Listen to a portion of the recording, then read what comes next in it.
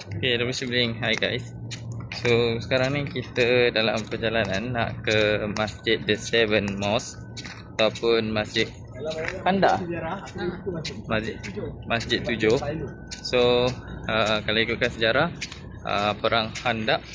So ini adalah benteng terakhir sebelum masuk ke Madinah lah.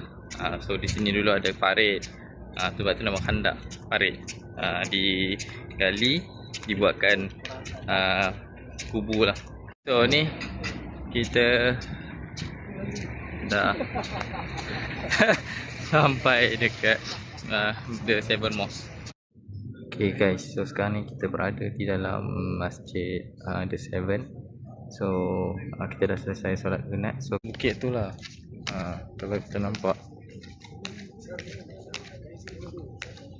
inilah view dekat kawasan. So boleh juga naik ke atas sana, okay, untuk tengok dia punya kubur kat belah atas sana.